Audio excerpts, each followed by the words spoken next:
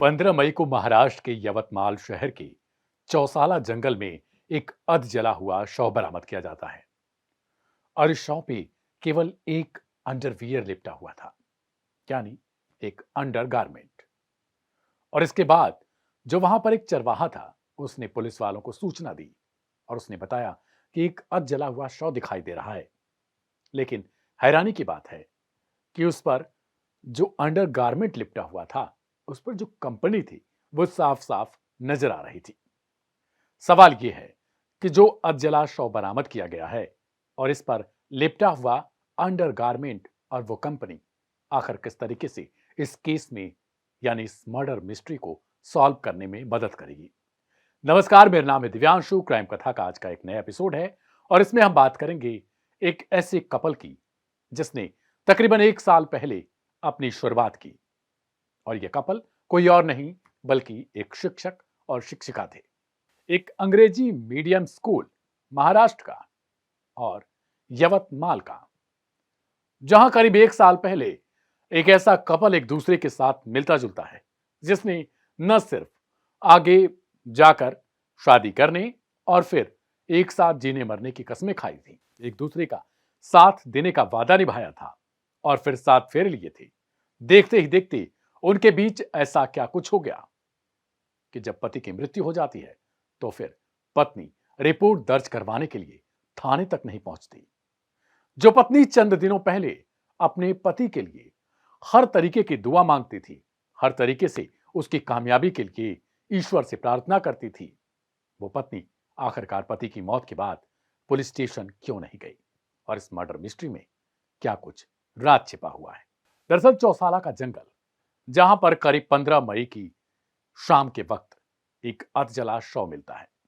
यहां पर एक चरवाहा अपने पशुओं को लेकर गया हुआ था और कुछ समय बाद वो घूमते फिरते रहता है और देखता है कि एक व्यक्ति है जिसका शव तकरीबन जल चुका है। चरवाहा पहले तो बहुत ज्यादा हैरान और डर जाता है और उसके बाद किसी अपने परिचित को फोन लगाता है। वहां से उसे कहा जाता है कि पुलिस वालों को सूचना दे दो। फिर उसके बाद वो पुलिस को सूचना भेजता है। पुलिस की टीम वहां पर पहुंचती है और उसके बाद शव को बरामद करती है। सबसे बड़ी बात है कि आखिरकार इस मर्डर को सॉल्व कैसे किया जाए, यह व्यक्ति यहां पर कैसे पहुंचा और आखिरकार इसे किसने आग के हवाले किया होगा। जब शव को पुलिस थाने ले जाया जाता है, उसके बाद सूचना भेजी जाती है कि क्या इस इलाके में किसी की हाल फिलहाल में गायब होने की कोई सूचना मिली थी, कोई रिपोर्ट दर्ज करवाई गई थी, किसी की हत्या की कोई खबर आई थी। कोई सूचना नहीं मिलती। इसके बाद किसी तरीके से पता चलता है कि मरने वाले का नाम है शांतनु देशमुख, जो पेशे से एक शिक्षक था। अब खबर भेजी जाती है शांतनु की पत्नी, जिनका नाम है निधि। निधि थाने नहीं पहुंचती। अब सवाल खड़ा होता है कि आखिर निधि इस तरीके से मगरूर अवस्था में क्यों थी। पुलिस वाले पहुंचते हैं और फिर निधि को हिरासत में लिया जाता है, यानी पूछताछ के लिए। निधि से पूछा जाता है कि आखिरकार वो इतनी चुप क्यों है और अपने पति के बारे में, उनकी मौत के बारे में कुछ जानती है, किसी पर शक है या फिर इस हत्या में कहीं वो खुद तो शामिल नहीं। अब निधि ने यहां पर जो कहानी बताई वो बेहद चौंकाने वाली है। मीडिया रिपोर्ट्स के मुताबिक निधि ने बताया कि करीब 1 साल पहले उसने मरने वाले यानी अपने पति शांतनु के साथ शादी की थी। उसका मिलन कुछ सालों पहले ही एक अंग्रेजी मीडियम का स्कूल है वहां पर हुआ था। निधि भी पेशे से एक शिक्षक है, यहां तक कि वो उसी स्कूल की प्रधान अध्यापिका है।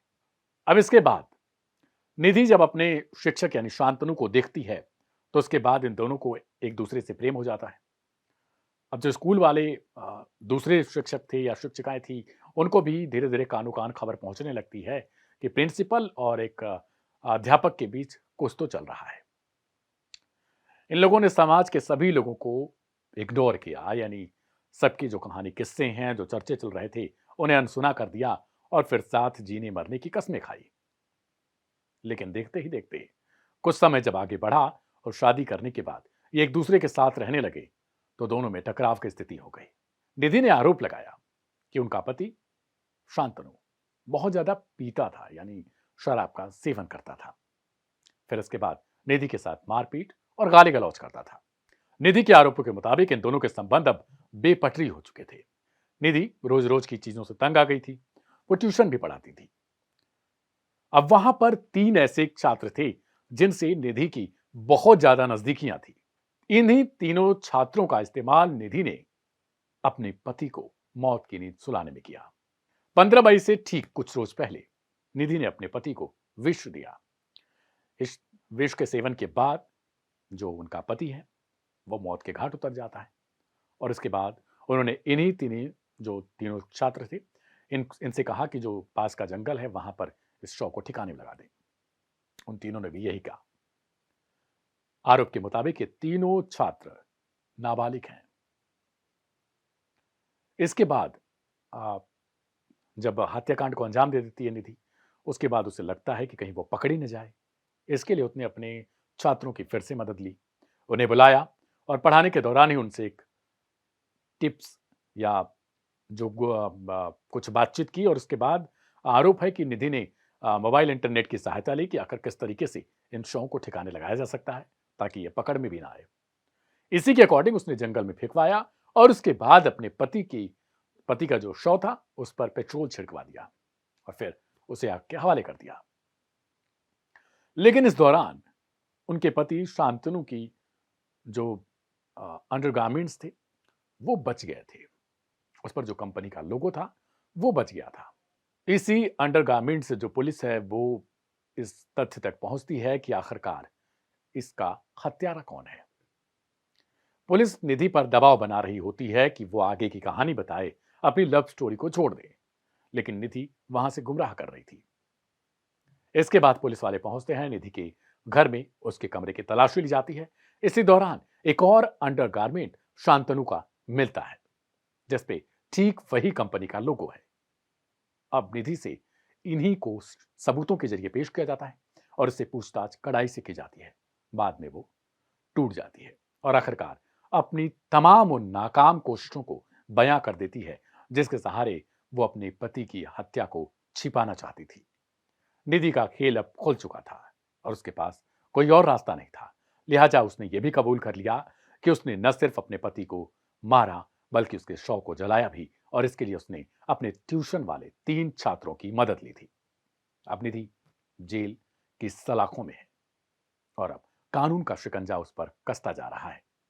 एक स्कूल प्रिंसिपल और एक शिक्षक की लव स्टोरी कुछ इस तरीके से अंत करती है और कुछ इस तरीके से एक अलग कहानी दिखाती है कि आखिरकार रिश्ते जो पल भर में बनाए जाते हैं क्या वो दूर दराज तक टिकते हैं या फिर महज कमरों के अंदर की एक आवाज बनकर सिमट जाते हैं।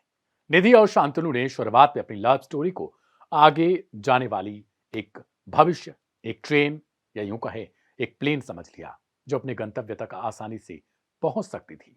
लेकिन ना निधि शांतनु को समझ पाई और ना ही शांतनु निधि को। शायद इसी कारण इस लव स्टोरी का एक खौफनाक अंत होता है। आज की क्राइम कथा में फिलहाल के लिए आज इतना ही रहेगा। कुछ राय, कुछ स्टोरी जो आप बता सकते हैं या फिर इस घटना से जुड़े कुछ कमेंट अगर आपको करना है तो इसे सीधे कमेंट बॉक्स में लिखिएगा अपने नाम के साथ, ताकि अगली स्टोरी में हम आपके उन सवालों, उन जवाबों या उन कमेंट्स को अपने इस एपिसोड में शामिल कर सकें। मेरा नाम है दिव्यांशु। दीजिए इजाजत। अपना और अपनों का बहुत ख्याल रखिएगा। शुभ रात्रि। नमस्कार।